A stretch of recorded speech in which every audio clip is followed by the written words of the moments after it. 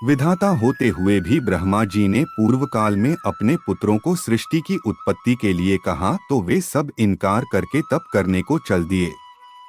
पुत्रों के इस व्यवहार पर ब्रह्मा जी को इतना क्रोध आया कि उनका मस्तक ब्रह्मतेज से जलने लगा, जिससे 11 रुद्र उत्पन्न हुए, जिनमें से एक का नाम कालाग्नि रुद्र है। यह रुद्र सृष्टि का संहार करने वाला है। ब्रह्मा जी ने पुनः सृष्टि रची। उनके दाहिने कान से पुलस्त्य, बाएं कान से पुलह, दाएं नेत्र से अग्नि, बाएं नेत्र से क्रतु, नासिका के दाएं पुट से अराणी, बाएं पुट से अंगिरा, मुख से रुचि, बाएं भाग से भृगु और दाएं भाग से दक्ष, छाया से करदम, नाभि से पंचाशिख, वक्ष से वीढु, कंठदेश से नारद, स्कंध से मरीचि, ग्रीवा से अपांतरतमा, रसना से वशिष्ठ, अधरोष्ठ से प्रचेता, वाम कुक्षी से हंस और दानी कुक्षी से स्वयं यति उत्पन्न हुए। ब्रह्मा जी ने इन सब पुत्रों को सृष्टि उत्पत्ति का आदेश दिया, जिसे सुनकर नारद जी बोले, हे पितामह, आपने हमसे ज्येष्ठ सनकादि को विवाह करके सृष्टि उत्पन्न करने के लिए विवश क्यों नहीं किया? आप स्वयं समर्थ होते हुए भी तप में क्यों प्रवृत्त हो रहे हैं? स्वयं सृष्टि रचना क्यों नहीं करते?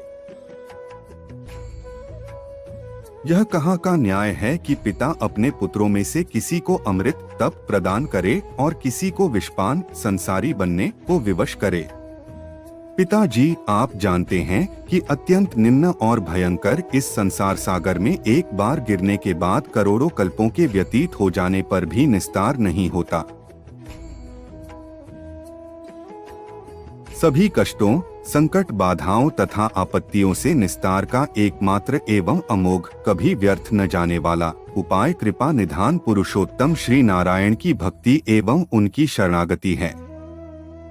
श्री कृष्ण के चरणाबिंद में अमृत से भी अधिक मधुर एवं सुखद अनुराग को छोड़कर संसार के विषयों के विनाशक विष का कौन मूर्ख सेवन करना चाहेगा?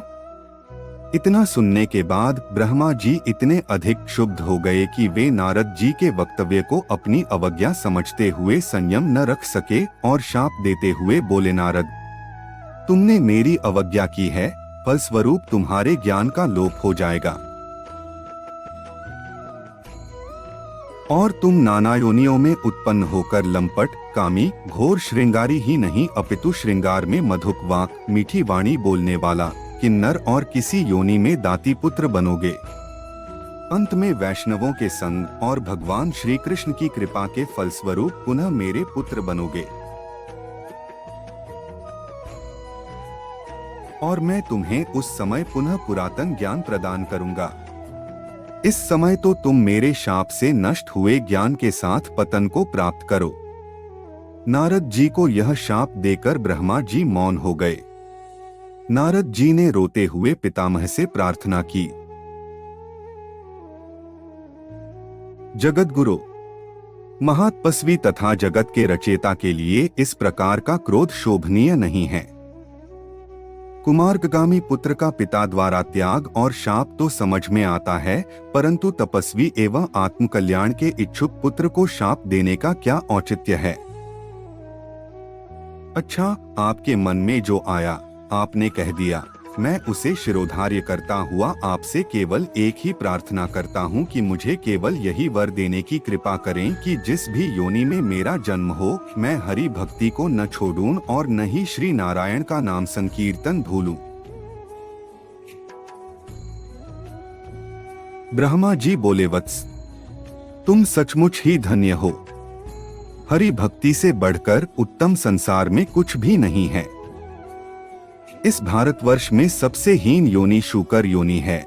जिस भी व्यक्ति को जाति अभिमान हो जाता है, वह शूकर योनि में उत्पन्न होता है। इस योनि में भी हरि भक्ति करने वाला जीवन गोलोक को प्राप्त कर लेता है। वास्तव में श्री कृष्ण के चरणारविंदों में भक्ति न करा सकने वाले पिता, गुरु, स्वामी तथा सखा आदि सब कुत्सित एवं त्याज्य हैं। नारद जी बोले, हे चतुरानन, आपने मुझे अकारण की शाप दिया है। शास्त्रकारों ने पाताल को दंडित करने की व्यवस्था की है। अतः मैं भी आपको शाप देता हूँ कि 3 कल्पों तक आप अपूज्य बने रहेंगे। 3 कल्प व्यतीत होने जाने के उपरांत ही आपका विश्व में पूजन होगा। यह कहकर नारद जी शांत हो गए।